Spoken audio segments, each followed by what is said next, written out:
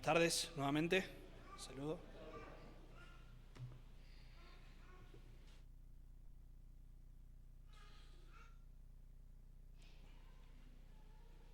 Les invito a abrir sus Biblias a Lucas capítulo 2.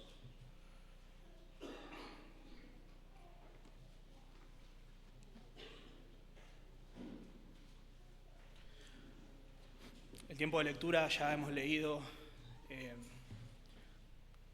el texto que vamos a compartir hoy.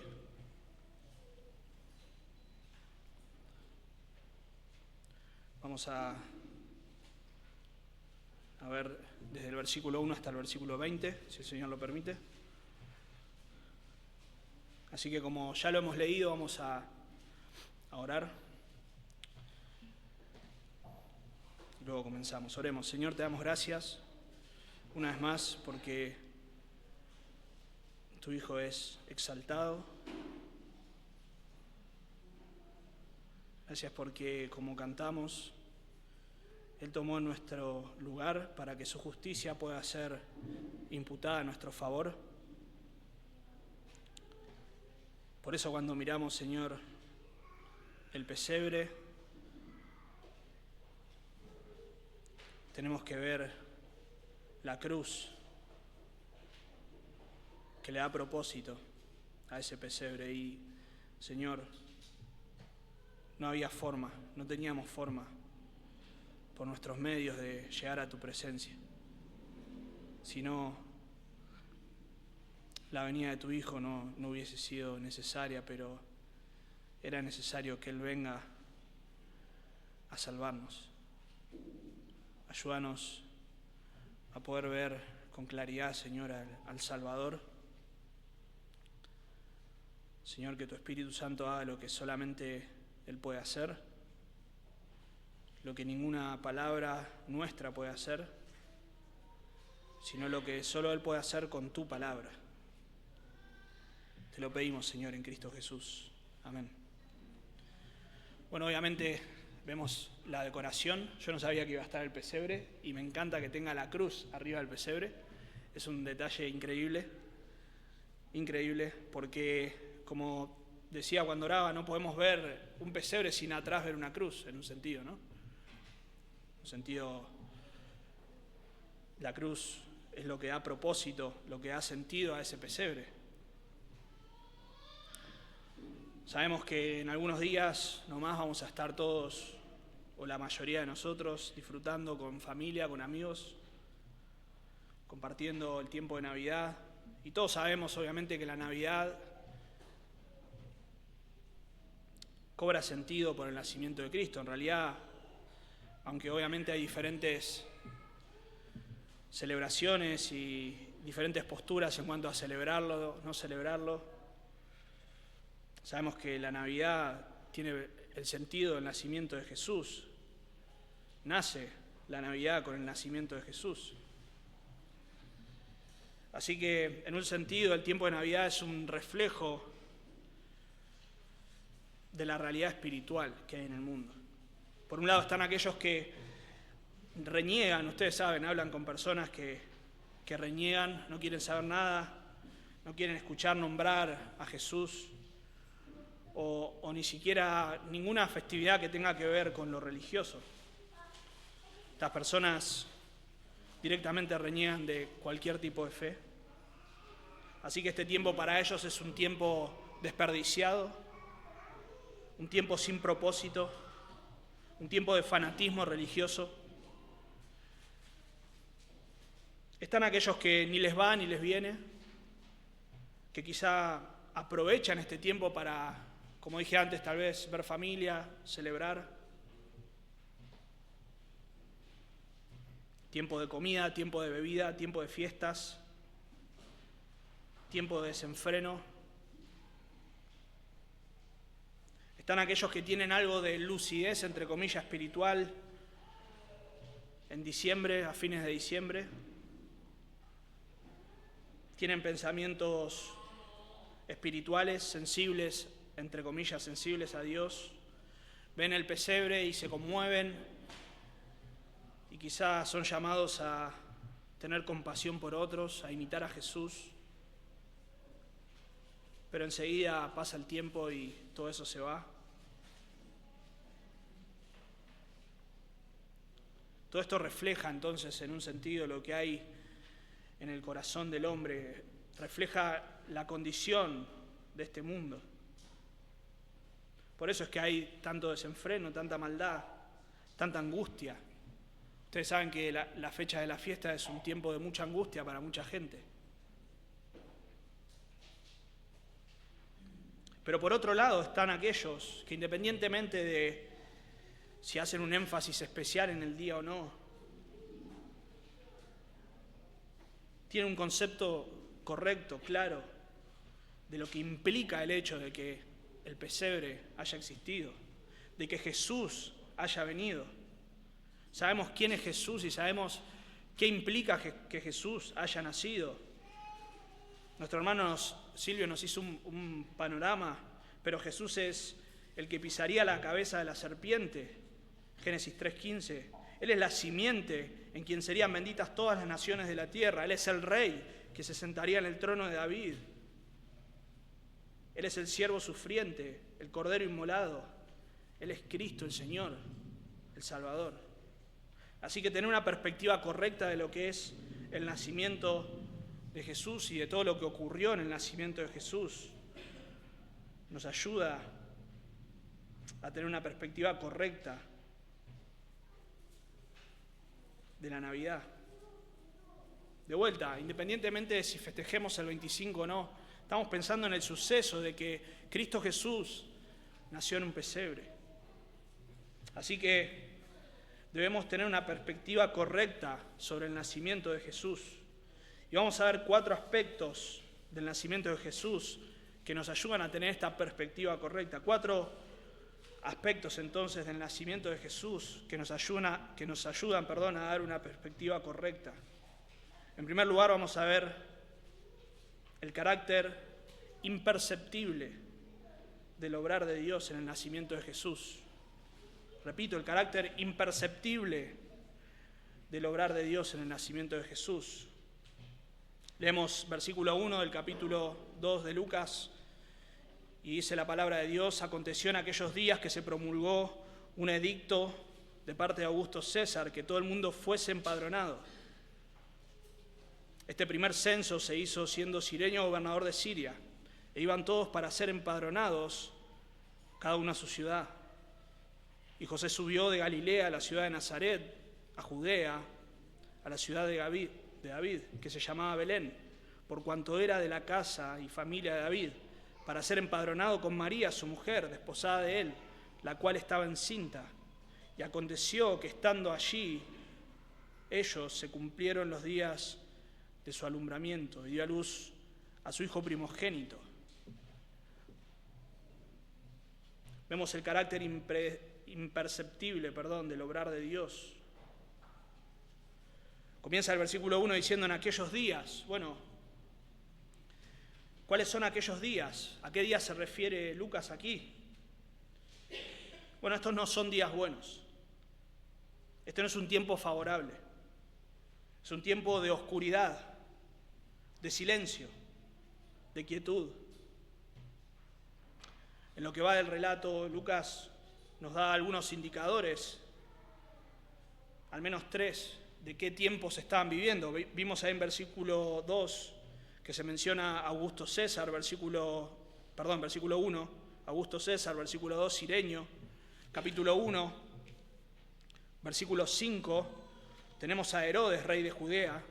Entonces nos ubicamos un poco en el contexto y hemos visto que Augusto César es el que da este edicto, es el emperador. Este es el primer emperador de Roma. Pero en capítulo 1, versículo 5, mencionamos a Herodes. Este es el rey Herodes el Grande.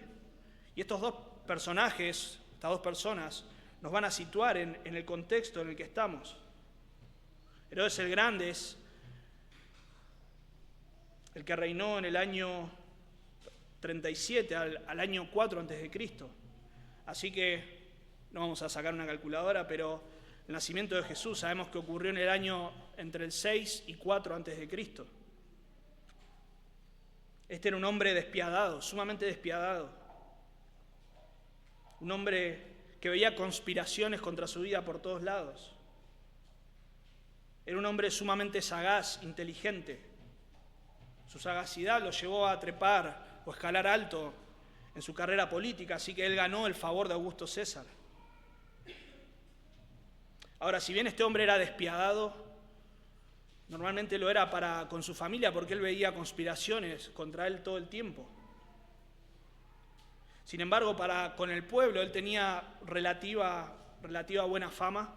Él había hecho cosas relativamente buenas. Sabemos que el templo se embelleció en el periodo, o gracias a Herodes y su relación con Roma. Él mostró favores a los pobres, él bajó impuestos. Así que él tenía, por lo menos con alguna parte de la sociedad, tenía una buena fama. Al llegar a capítulo 2 vimos entonces que Augusto César era el emperador, este es el primer emperador de Roma. También un emperador que hizo grandes cosas. Bajo su gobierno, el imperio romano gozó de gran estabilidad, se expandió.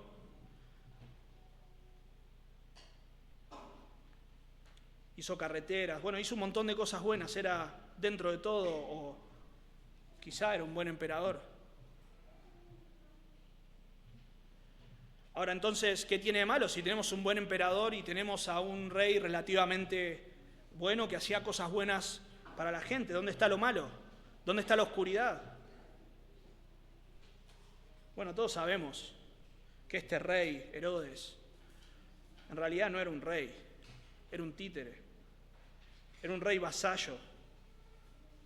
Él había sido puesto para responder por Roma y en realidad Roma estaba gobernando toda esta zona.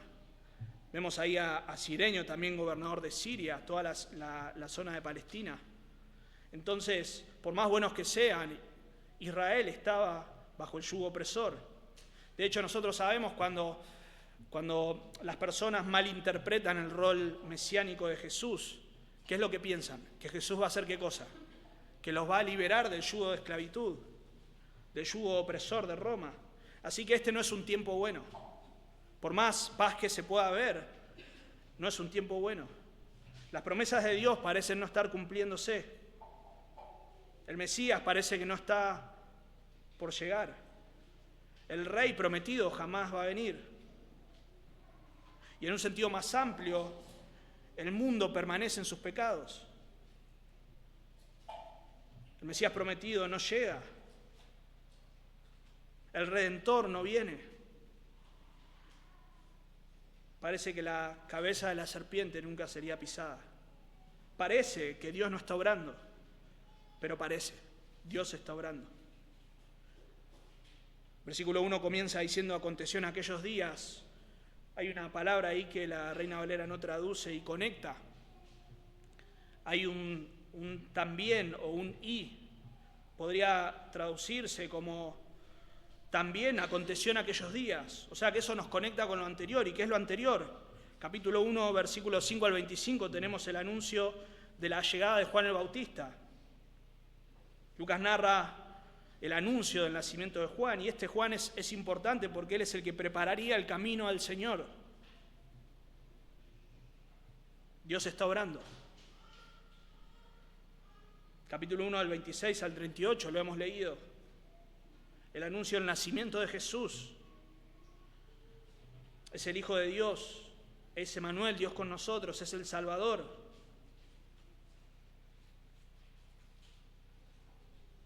Mateo añade en este anuncio que este Jesús se llamaría así porque Él salvaría a su pueblo de sus pecados. Así que Dios está obrando. Parece que nada está pasando, pero Dios está obrando. Continúa el relato y vemos cómo todo empieza a cumplirse. No solamente hay anuncios, todo empieza a cumplirse. Juan nace, Dios está obrando. Y vemos aquí en este texto el cumplimiento de los cumplimientos. Este es el cumplimiento de todas las promesas. Es el Mesías esperado, es el Salvador. Dios está obrando. Ahora dijimos que vamos a ver el obrar imperceptible de Dios, pero si ustedes leen el texto, hay al menos 2 apariciones de ángeles. No parece tan imperceptible, ¿no? Bueno, es que en un sentido, ese anuncio o esos anuncios obviamente fueron visibles, hubo gente que vio. Fueron secretos en un sentido porque fue a Zacarías y a María, no fue a todo el mundo, pero la gente que vio o que estaba esperando que Zacarías salga del templo sabía que Zacarías había visto una visión. Así que la gente comenzaba a ver que Dios estaba haciendo algo, pero aquí en el texto vemos el obrar imperceptible de Dios. Porque el profeta Miqueas dice en Miqueas 5:2, pero tú, Belén, Efrata, pequeña para estar entre las familias de Judá, de ti me saldrá el que será Señor en Israel. Así que el Señor debía nacer en Belén, pero cuando vemos el relato ahí en capítulo 1, María y José están ¿dónde? En Nazaret.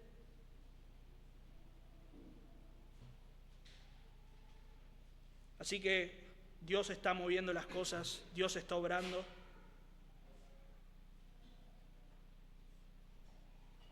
Vemos cómo en versículo 1 Dios usa a un emperador romano. Esta es la mano invisible de Dios guiando los acontecimientos para cumplir sus promesas. Aconteció en aquellos días que se promulgó un edicto de parte de Augusto César.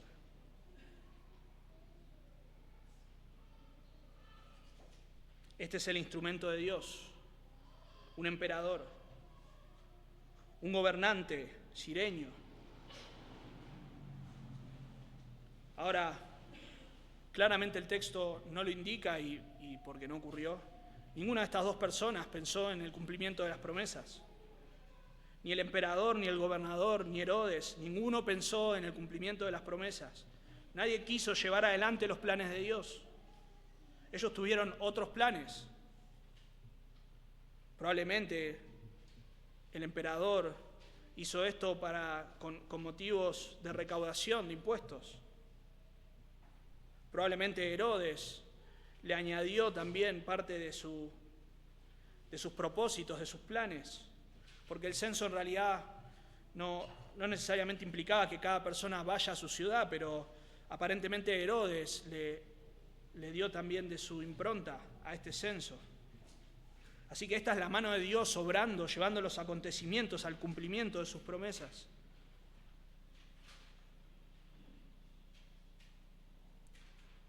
Podemos definir esto como la providencia de Dios. La providencia de Dios.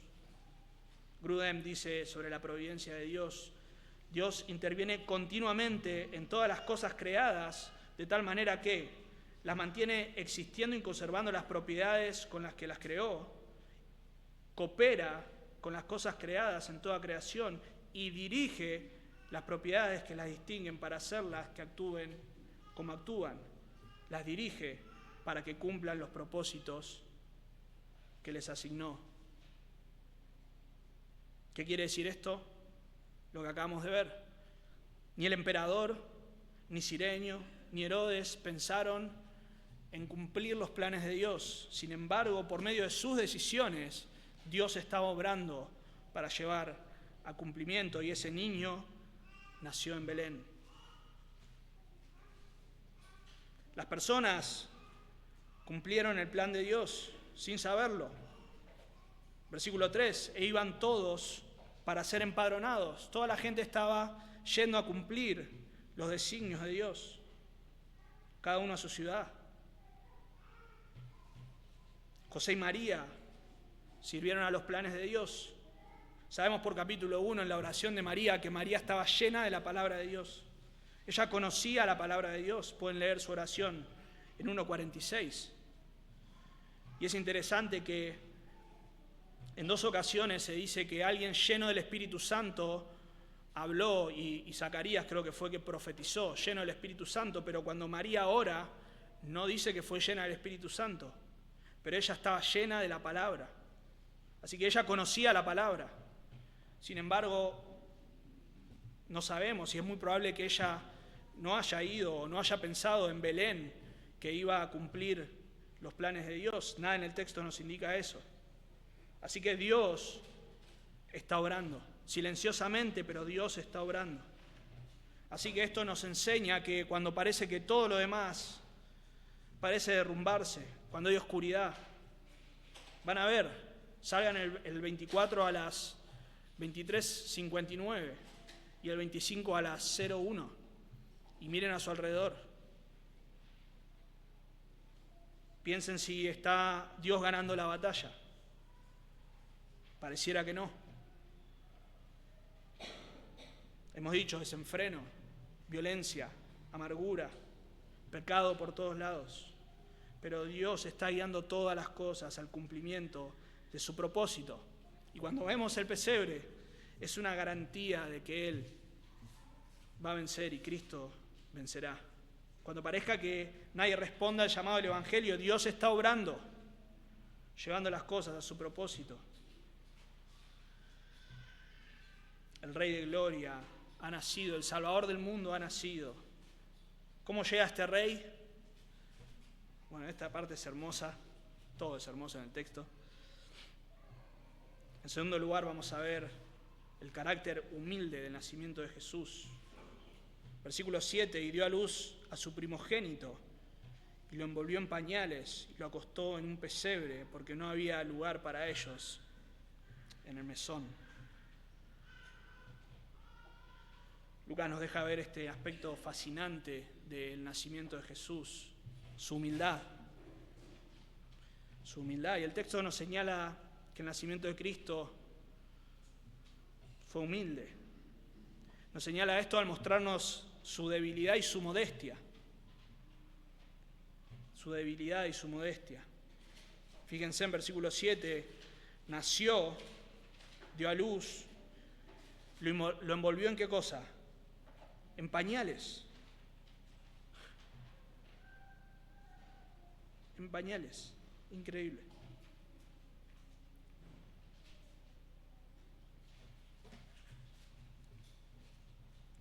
Bueno, el uso ahí de la palabra primogénito no necesariamente implica que es el único y que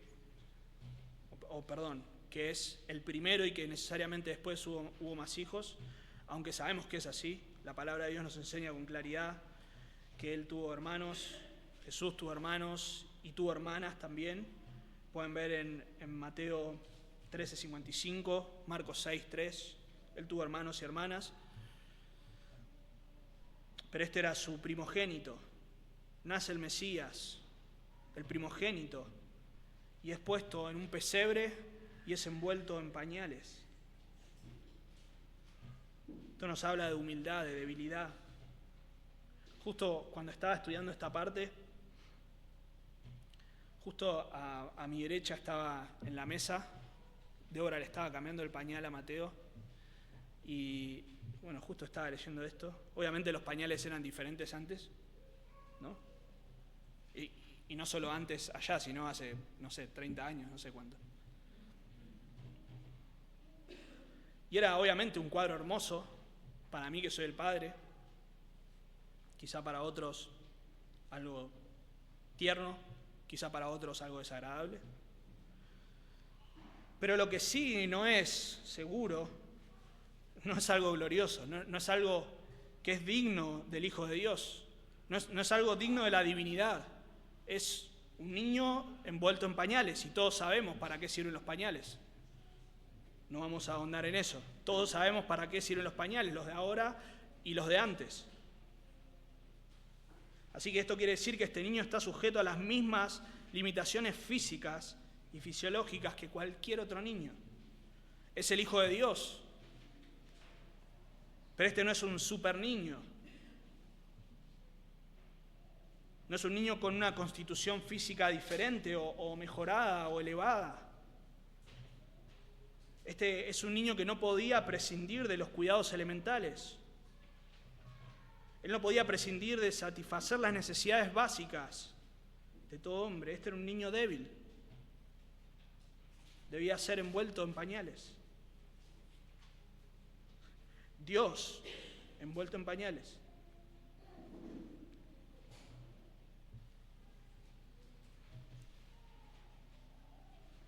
Este es el Dios de gloria. Es el Dios preexistente, el Dios creador, sustentador. Aquel que recibía y recibe toda la adoración celestial. A quienes los ángeles adoran diciendo: Santo, Santo, Santo, Señor de los ejércitos. Toda la tierra está llena de tu gloria, pero ahora está envuelto en pañales. Frágil, limitado, débil. Jesús tuvo hambres, Lucas 3:2. Tuvo sueño y durmió, Marcos 4:38. Jesús se sujetó a sus padres, Lucas 2:51. Jesús necesitó crecer, Lucas 2:52. Tuvo frío, calor, lloró. Fue como uno de nosotros. Así que esta no es la imagen que esperamos de un rey de gloria. Pero Él es el Mesías esperado, Él es el Hijo de Dios, Él es el Salvador del mundo, pero está en pañales. Así que el nacimiento de Jesús nos enseña humildad, no solamente por la debilidad en que Él nació, sino también por su austeridad, por su modestia. Fue envuelto en pañales, versículo 7, ¿y acostado dónde? En un pesebre. La razón por la que fue acostado en un pesebre es que no había lugar para ellos en el mesón. Bueno, este mesón, la palabra mesón podría referirse a dos cosas. Podría referirse a un cuarto, que puede ser traducido como aposento también. Vemos esta traducción en aposento, en lo que es el aposento alto. Es como un cuarto de huéspedes. Pero también el mesón podía ser un lugar, como un lugar de hospedaje. Un lugar donde la gente, los viajeros, podían ir y pagar y hospedarse. Bueno, no está claro cuál de los dos se refiere, pero probablemente se refiere a este segundo tipo de mesón, este tipo de alojamientos. Y no había lugar para ellos. Obviamente, en el censo mucha gente tenía que viajar y esto era un movimiento realmente muy significativo de personas y mucha gente tenía que hospedarse y probablemente por esa razón no había lugar para ellos. La Biblia no nos dice por qué no había lugar para ellos. Algunos especulan con que la situación de ellos, que estaba mal visto lo que ellos estaban haciendo. Bueno, nada de eso nos dice el texto. Y realmente no importa por qué, pero no había lugar para ellos en el mesón. No había lugar para el Señor Jesús, para que Él pueda nacer en condiciones medianamente aceptables. Así que Él no nace en un mesón, sino que nace en un pesebre. Bueno, de vuelta, pesebre puede ser lo que vemos aquí, algo similar, quizá una caja o un rectángulo de piedra o de madera donde los animales podían beber. Puede referirse también al establo, a un establo. Lo cierto es que este lugar no era un lugar digno para el Señor. Este era un lugar que estaría repleto de animales. Este era un lugar que posiblemente haya sido en una cueva, en una caverna, rodeado de olor, sin ninguna de las comodidades. Así que tenemos al Rey de Gloria, al Hijo de Dios, no solamente envuelto en pañales, sino probablemente en una cueva, naciendo en condiciones pésimas, siendo puesto no en una cuna de lujo, sino en un pesebre, donde quizá minutos antes o horas antes un animal estuvo bebiendo, porque ese era su lugar, esa era su función. No tener al Hijo de Dios, pero el Rey de Reyes fue puesto en un pesebre. Así que el Rey no nace en un palacio, nace en un pesebre. Él no está rodeado de reyes o príncipes, sino de animales. Él no goza de los lujos y las comodidades de la realeza. Él nace en condiciones sumamente austeras. Este es Emmanuel, Dios con nosotros. Ahora, si ustedes se acuerdan, este título, Dios con nosotros, nos tiene que llevar, nos tiene que conectar con la presencia de Dios entre el pueblo. Ahora, la presencia de Dios entre el pueblo, ¿cómo se manifestaba? ¿Cuál era el símbolo? El templo, el tabernáculo, el templo, Dios morando en medio del pueblo. Y si ustedes se acuerdan, en 2 Crónicas, capítulo 5, del 5 al 7, vemos cómo fue esta dedicación del templo de Salomón. Sacrificios de ovejas, alabanzas, instrumentos, cientos de personas, miles de personas alabando al Señor. La gloria de Dios desciende al templo, la casa se llena de humo, los sacerdotes no pueden ingresar a la casa porque la gloria de Dios está en el templo. Capítulo 7, versículo 1 de 2 Crónicas dice: cuando Salomón acabó de orar, descendió fuego de los cielos y consumió el holocausto y las víctimas, y la gloria de Jehová llenó la casa. Y no podían entrar los sacerdotes en la casa de Jehová, porque la gloria de Jehová había llenado la casa de Jehová. Cuando vieron todos los hijos de Israel descender el fuego y la gloria de Jehová sobre la casa, se postraron sobre sus rostros en el pavimento y adoraron. Y alabaron a Jehová diciendo: porque Él es bueno y su misericordia es para siempre. Entonces el rey y todo el pueblo sacrificaron víctimas delante de Jehová. Esta es la dedicación del templo. Sin embargo, Jesús dijo: algo mucho mayor que el templo está aquí. Es Jesús, es Dios con nosotros, Dios encarnado. Pero no hay sacrificios, no hay música, no hay adoración, al menos no ahora. Jesús nacía en humildad, envuelto en pañales, puesto en un pesebre. Podríamos, como aplicación, pensar en por qué no había lugar para Él en el mesón.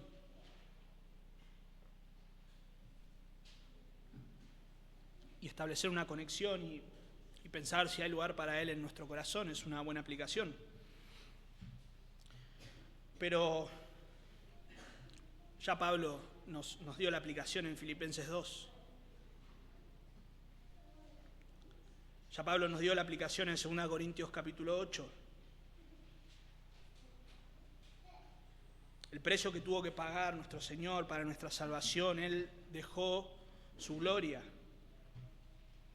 Él se hizo pobre siendo rico. Así que cuando pensamos que no podemos renunciar a nuestros bienes para ayudar a otros o para servir al Señor, miramos el pesebre y decimos: el Señor se hizo pobre. Cuando pienso que no debo renunciar a mi comodidad para servir a otros, miro al pesebre y digo: el Señor nació en un pesebre. Nació en una cueva probablemente, rodeado de animales. Se limitó a las cosas que nosotros nos limitamos, siendo el Dios de gloria. Cuando pienso que no debo sacrificarme por otros, que yo tengo derecho a disfrutar de esto o aquello, a descansar los fines de semana en lugar de servir al Señor, pensamos en el pesebre y no nos queda excusa. Pero también en Filipenses 2, cuando vemos la humildad de nuestro Señor, y el apóstol Pablo nos exhorta a que tengamos el mismo sentir. Y cuando se nos ocurre que no podemos someternos a alguien porque somos demasiado importantes, miramos el pesebre y no tenemos excusa. Que no podemos rebajarnos, miramos el pesebre y no tenemos excusa. Claro, este es el primer escalafón, ¿no? Se despojó a sí mismo haciéndose semejante a los hombres, pero sabemos que eso no terminó allí. Antes de ser exaltado, Él fue a la muerte y muerte de cruz.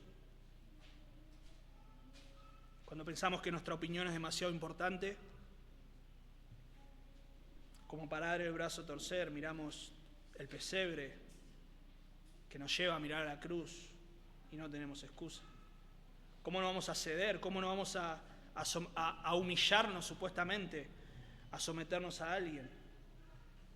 El Rey de Reyes se despojó a sí mismo al tomar forma de hombre.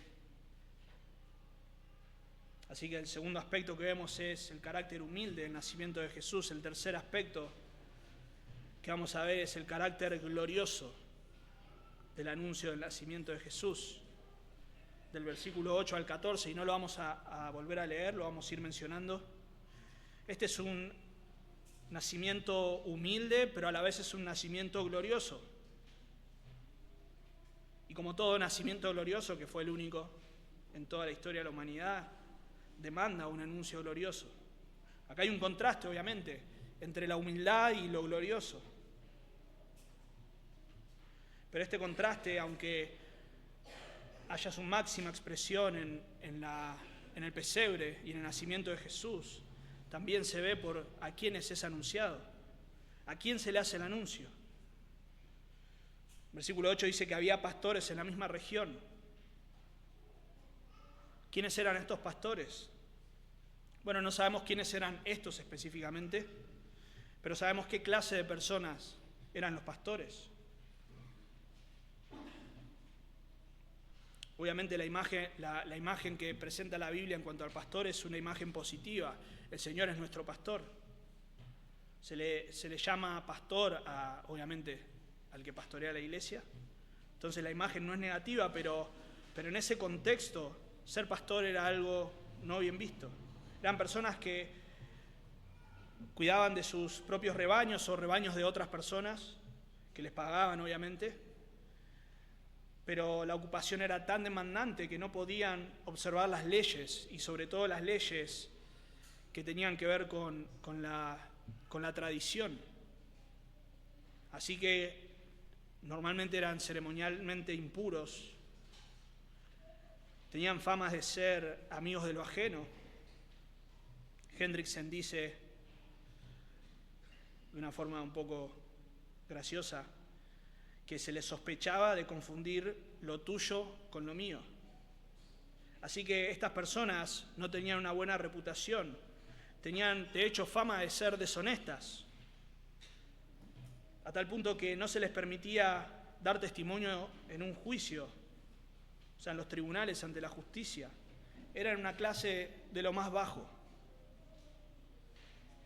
Quizá estos hombres, específicamente estos, no eran así, no lo sabemos. Algunos piensan que estos hombres eran piadosos, y puede ser, ¿no? El punto es que no es tanto quiénes eran estos hombres, sino la clase de personas a las que se le hace el anuncio.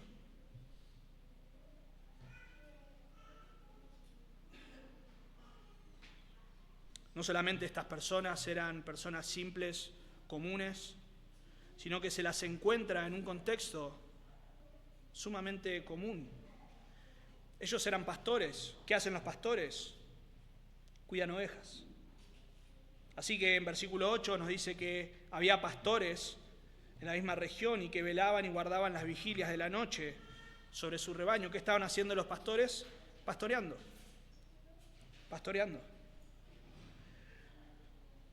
Bueno, ahí hay un asunto que seguramente todos saben en cuanto a la noche. Aquellos estaban pastoreando por la noche. Algunos piensan que esto nos da la indicación de que el nacimiento de Jesús no pudo haber sido en diciembre, porque en diciembre en Israel hace frío y hay muchas lluvias, entonces no es un ambiente o un clima propicio. Se esperaría que los pastores no estuvieran ahí en esas condiciones. Otros piensan o han argumentado que quizá este rebaño se refería a los animales que luego serían sacrificados en el templo, que estaba a unos pocos kilómetros de ahí. Entonces, no podemos definir, lo lamento si alguien vino con las expectativas de definir si nació en diciembre o en marzo o cuando sea, no lo sabemos.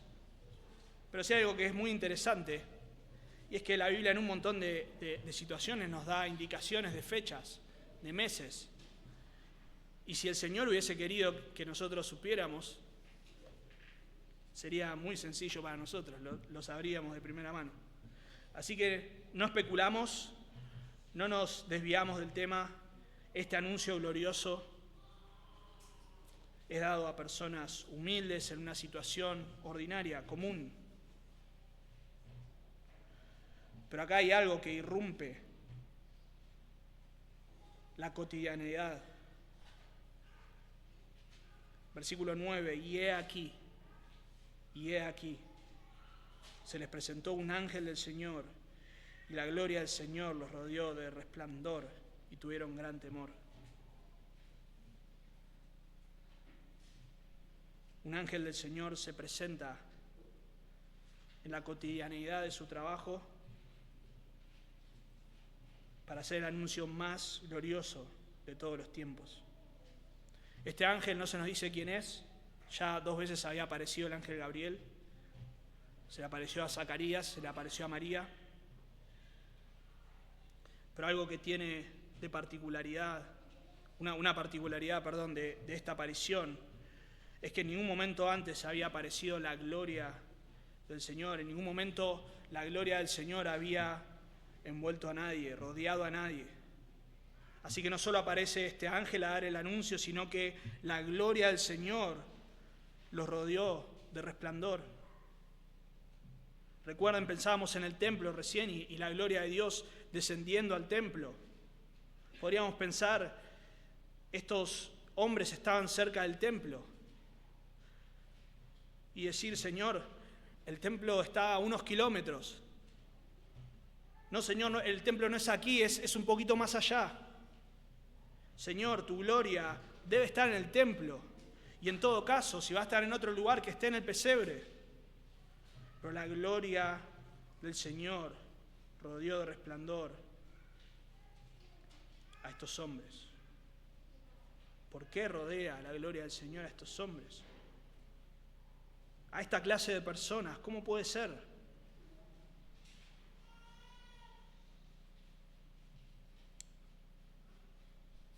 Bueno, es algo que nos muestra vez tras vez Lucas, cómo el Señor vino a rescatar a lo más humilde. Esto es lo que se conoce como la gran reversión. Dios humilla a los soberbios y exalta a los humildes. Él no vino a buscar, o su gloria no apareció a Augusto César, su gloria no apareció a Herodes, su gloria apareció y rodeó a estos hombres, porque había un anuncio glorioso para ellos. ¿Cuál es la respuesta a estos hombres? Bueno, obviamente tuvieron gran temor. Ya vimos con la aparición del ángel Gabriel, Zacarías le sobrecogió el temor. En 1:29 María se turbó. Pero estos hombres tuvieron gran temor. Este es un temor profundo. De hecho hay un énfasis ahí. Se podría traducir como temieron con gran temor. Obviamente el ángel produce temor, pero el hecho de que la gloria del Señor los haya rodeado es para temer. Esto contrasta con las supuestas apariciones y manifestaciones de Dios que se cuentan por ahí, que ven una luz y enseguida ¿qué sienten? Paz, ¿no? Vi una luz y sentí una paz inigualable que nunca había sentido, etcétera, etcétera. Pero en la Biblia nadie ve al Señor y siente paz. Nadie. Isaías dice, ay de mí. Juan cae como muerto. Los pastores temen con gran temor. Así que esta es la reacción obvia, esperable de alguien que ve la manifestación de la gloria de Dios. Sin embargo, el ángel responde, no teman, no teman. Este anuncio no es un anuncio de juicio. Los ángeles están asociados muchas veces con el juicio, pero en este caso, y lo hemos visto en capítulo 1 también, o lo hemos mencionado, que no están asociados con juicio, sino con las buenas nuevas.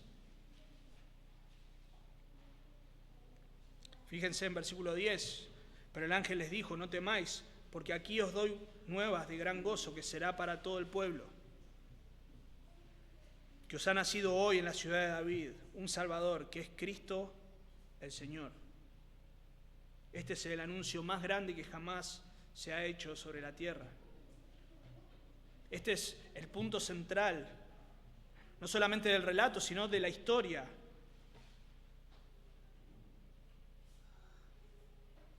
Cuando vemos en una narración que hay un diálogo, normalmente es el punto central, pero este diálogo tiene algo de particular, porque el diálogo,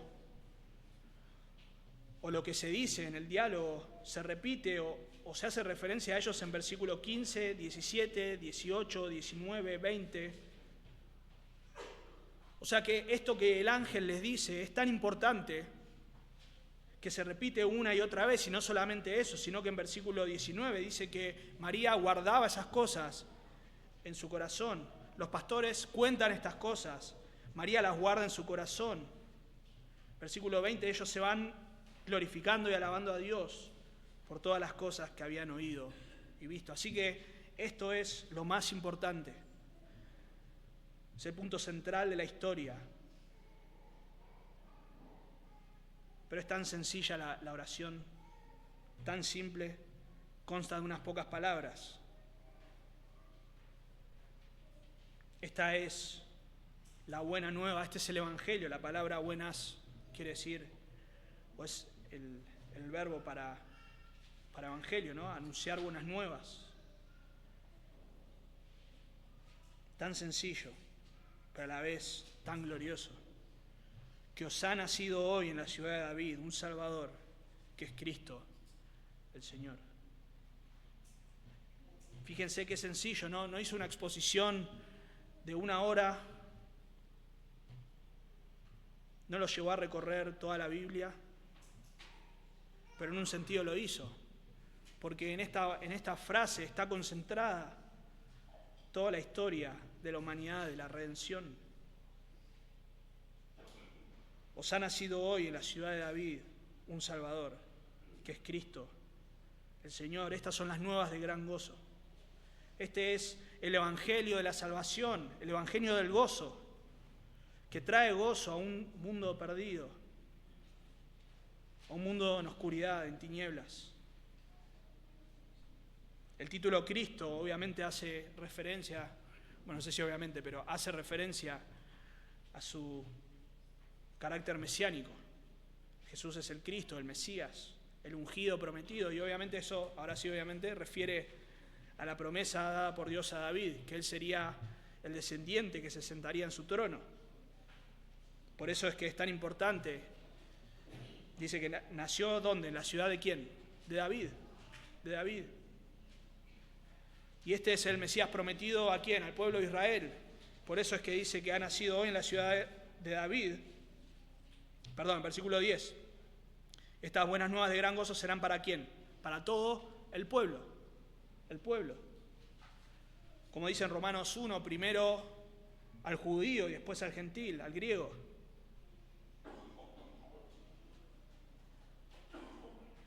Sin embargo, sabemos que la salvación no es solo para los judíos, lo hemos dicho recién, judíos y gentiles. En Juan 4:42 dice, ya no creemos solamente por tu dicho, porque nosotros mismos hemos oído y sabemos que verdaderamente este es el Salvador del mundo. El Salvador del mundo. Así que este era el Cristo, el Mesías enviado. Pero no solamente era el Cristo, sino que Él es el Señor. Y ese título de Señor o esa palabra ahí obviamente está aludiendo a su divinidad. Cada vez que Lucas usa esta palabra, por lo menos hasta capítulo 5, tiene referencia directa a la divinidad de nuestro Señor. Él es el Mesías, Él es Dios y Él es el Salvador. Así que este niño que ha nacido no es un niño más. Este es el Hijo de Dios. Es Dios hecho hombre. Es aquel que vino al mundo tomando forma de hombre, hecho semejante a los hombres para vivir la vida perfecta que el hombre no podía vivir. su perfección, lo calificó para ser el sustituto perfecto. Él es el Cordero de Dios que quita el pecado del mundo. Así que estas son las buenas nuevas que traen los ángeles o el ángel. Y como decíamos al principio, no podemos ver el pesebre sin ver la cruz. Este es el anuncio más glorioso que jamás se haya dado. Este anuncio es acompañado por una alabanza apropiada. Fíjense en versículo 13. Y repentinamente apareció con el ángel una multitud de las huestes celestiales que alababan a Dios y decían: gloria a Dios en las alturas y en la tierra paz, buena voluntad para con los hombres.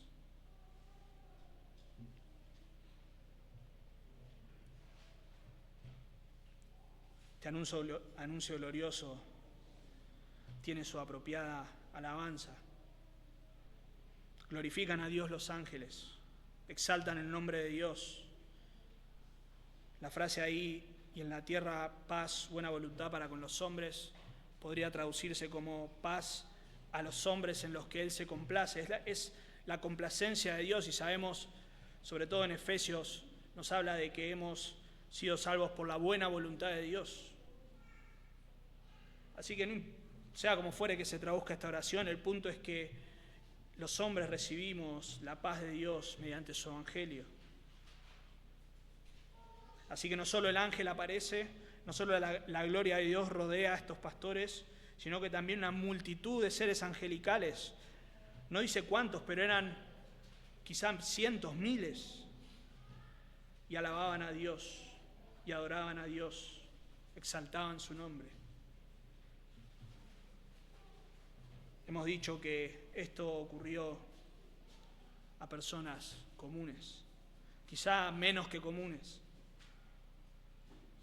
Y esto es lo que vemos vez tras vez en el Evangelio. Hemos dicho que el Señor exalta a los humildes y humilla a los que se exaltan. Jesús es precedido por el ministerio de un hombre humilde, Juan. Jesús proviene de una familia humilde. Jesús viene a ministrar a personas humildes. Jesús sana a leprosos, trata con mujeres, trata con publicanos, con pecadores, con pecadoras. Así que la proclamación del Evangelio conecta lo sublime y glorioso del cielo con lo humilde y deshonroso de la tierra. El mensaje del Evangelio no es para personas que califiquen. El mensaje del Evangelio no es para personas virtuosas. El Evangelio trae gozo por la salvación a personas pecadoras, a lo peor de todo. Obviamente hay personas ricas que se salvan, hay personas importantes que se salvan, pero se esperaría que este tipo de anuncio se diese en los lugares más altos, y el Señor da este anuncio glorioso a personas humildes. En último lugar, y rápidamente vamos a ver el carácter apremiante de una respuesta adecuada al nacimiento de Jesús. El carácter apremiante de una respuesta apropiada o adecuada ante el nacimiento de Jesús.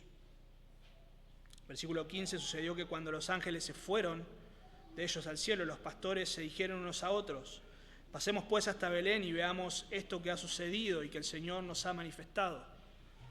Vemos ahí la obediencia, o quizá no fue una orden directa de los ángeles, pero era obvio, ellos debían ir a ver al Señor. Ahora, lo primero que vemos, o mejor dicho, que no vemos en el texto, es una gran ausencia. Porque ¿quién esperaríamos que serían los que vayan a ver al Señor? Si Él es el Cristo, Él es el Rey esperado, el Mesías esperado. Bueno, esperaríamos que los religiosos, que los sacerdotes, que los escribas, los fariseos, vayan a ver al Señor. Ahora, no es que ellos no sabían. Mateo nos dice en capítulo 2, versículos 3 y 4, que Herodes consultó con los sacerdotes y los escribas del pueblo. Y ellos no le dijeron: no, la verdad que no lo sabemos. desearíamos saberlo porque queremos ir a adorarlo. Es nuestro Rey, lo esperamos. Es nuestro Mesías, el prometido. Sin embargo, ellos lo supieron. Ellos dijeron, en Belén de Judea, porque así está escrito por el profeta. Sabían que de ahí vendría el Señor. Sabían que Jesús había nacido, que de ahí vendría. Pero ninguno fue. Pero no solo este niño era el Cristo, sino que era el Rey de Reyes. Era el Dios del universo. O sea que no solo los religiosos debían ir, sino también cualquier tipo de autoridad y cualquier tipo de persona. Herodes, Cirenio, Augusto César. Todos debían ir y rendirse en adoración, pero nadie fue. Así que la primera respuesta que vemos es ausencia, indiferencia, desinterés. Pero la segunda respuesta es la respuesta adecuada, que vamos a ver muy rápidamente. Versículo 15, lo acabamos de leer. Ellos dijeron, pasemos pues hasta Belén y veamos. Los pastores no lo dudaron, no se pusieron a calcular. No se pusieron a deliberar si era conveniente o no ir a ver al Señor. Dijeron, pasemos y veamos. Y no solamente dice que decidieron ir, sino que en versículo 16 dice que apresuradamente fueron. Esto podría implicar que dejaron a los animales ahí, con todos los peligros que corrían. Probablemente perdieron todo lo que tenían, si es que eran de ellos. Y si no, bueno, obviamente si era algún jefe no le habrá gustado mucho que se vayan, ¿no? No lo sabemos. El punto es que ellos se fueron apresuradamente. Una acción urgente. Y las personas menos esperadas fueron y vieron. Pero no solo vieron, versículo 17, y al verlo dieron a conocer lo que se les había dicho acerca del niño. Y todos los que oyeron se maravillaron de lo que los pastores decían. Vemos una acción urgente, pero vemos también asombro. Ellos, cuando escucharon, las personas que estaban, cuando escucharon, se maravillaron. Y no tenemos detalles de la conversación, no sabemos qué le dijeron ellos. Obviamente todas las palabras del ángel, que no fueron tantas, y todo lo que vieron. Pero quizá hubo un intercambio ahí de experiencias, por así decirlo, y de revelación de Dios. Así que todo esto causaba asombro en las personas, y eso es algo que normalmente perdemos con el tiempo. De hecho, cuando leemos este texto o textos similares a este, es como que ya la conocemos la historia, ya sabemos lo que viene. Ya sabemos que viene el ángel, nos imaginamos al ángel, más o menos de esta estatura, con el arpa. Y nuestra mente se acostumbra, de hecho distorsionan, obviamente. Y perdemos el sentido del asombro de lo que está ocurriendo. Es, como hemos dicho, el Rey de Gloria, es Dios mismo hecho hombre.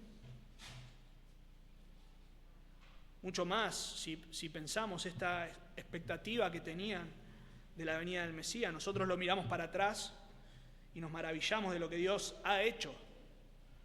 Pero ellos estaban experimentando lo que Dios estaba haciendo. Cómo estaba cumpliendo no solamente las promesas o la revelación que acababa de dar, sino las promesas que había hecho a los profetas, a los padres. Este es el Hijo de Dios viniendo al mundo. Pero vemos dos reacciones más. Versículo 19, pero María guardaba todas estas cosas, meditándolas en su corazón. Esta es la actitud de María. Ella guardaba todas las cosas en su corazón. La idea y el tiempo imperfecto nos da esta idea de que constantemente ella estaba atesorando en su corazón. Ella estaba reflexionando, guardando en su corazón todo lo que estaba pasando, lo que el ángel le había dicho, lo que estaba ocurriendo, lo que los pastores le estaban diciendo, atando cabos. Recuerden que ella era una mujer llena de la palabra de Dios. Así que no me quiero imaginar, o mejor dicho, sí me quiero imaginar, sería lindo poder ver qué es lo que estaba ocurriendo en esa mente, atando cabos, relacionando. con la maravilla de que ella tenía un papel activo, en un sentido. Ella era protagonista, por así decirlo. El protagonista es Dios siempre, siempre. Pero ella había sido elegida para cumplir un rol específico, así que ella estaba meditando en su corazón, y eso es algo que también perdemos. No solamente en Navidad, no solamente en una reunión. Cuando pensamos en el Señor, perdemos muchas veces la capacidad de meditar. Hablamos de la salvación como si fuese algo común, yendo a un extremo mucho más extremo.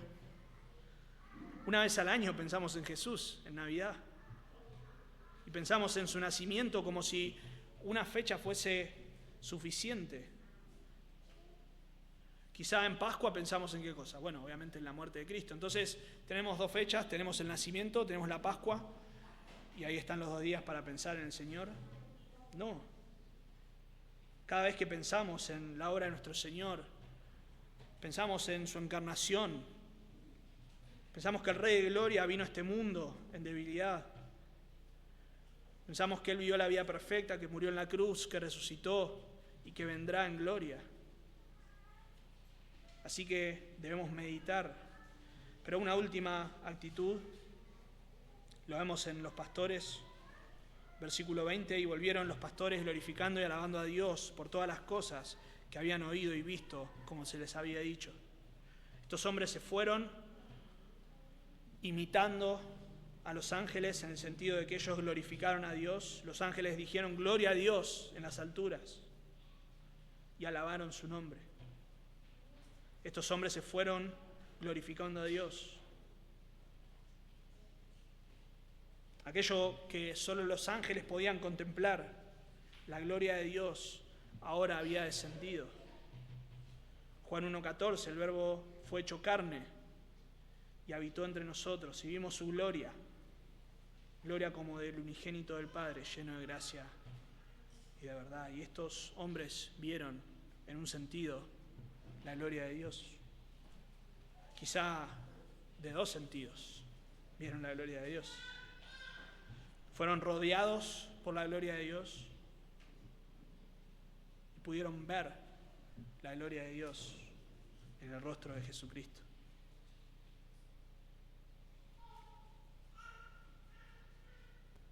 Así que estas personas pudieron ver al Señor, se fueron glorificando y alabando al Señor, y esta es la actitud que también debemos imitar. Glorificar a Dios, alabarle, porque Él es el Rey que nació en debilidad, en humildad, para ser nuestro Salvador. Y un día, así como el cielo y la tierra en un sentido se juntaron, así como se pudo abrir una ventana y estos ángeles glorificaban a Dios, un día el cielo y la tierra nuevamente se van a unir para dar gloria al Rey de Reyes, al Mesías prometido, al que ya no está en debilidad, sino está en gloria. Apocalipsis 5, termino leyendo. Dice, y miré y oí la voz de muchos ángeles alrededor del trono, y de los seres vivientes, y de los ancianos, y su número era millones de millones, que decían a gran voz, el Cordero que fue inmolado es digno de tomar el poder, las riquezas, la sabiduría, la fortaleza, la honra, la gloria y la sabiduría. Es este niño en pañales, en debilidad. Versículo 13, y a todo lo creado que está en el cielo, y sobre la tierra, y debajo de la tierra, y en el mar, y a todas las cosas que en ellos hay, oí decir, al que está sentado en el trono y al Cordero, sea la alabanza, la honra, la gloria y el poder, por los siglos de los siglos. Los 4 seres vivientes decían, amén.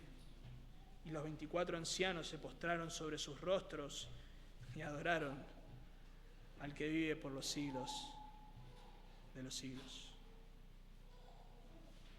Oremos. Señor, gracias. Una vez más te damos. Nuestra mente, Señor, no llega a comprender todo lo que sucedió ese día y todo lo que tú has hecho, Señor. Deseamos que tu Espíritu Santo obre en nosotros para abrir nuestras mentes, nuestros corazones, Señor, y poder comprender, maravillarnos, Señor,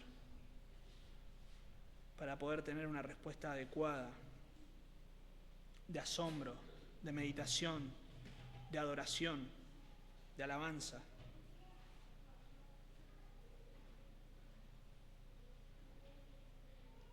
Señor, te damos gracias porque el pesebre y la cruz no nos muestran lo importantes que somos, el valor que tenemos, sino que nos muestran y exaltan tu grandeza, tu amor, tu misericordia, Señor.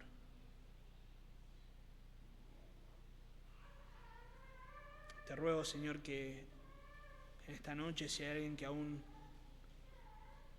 no ha conocido al Señor, a tu Hijo, que no se ha arrepentido de sus pecados y puesto su fe en la obra suficiente de Jesús en la cruz, puedan esta noche arrepentirse, creer y recibir las buenas nuevas de gran gozo, y que Jesús sea su Salvador. Te lo pedimos, Señor. Oramos en su nombre. Amén.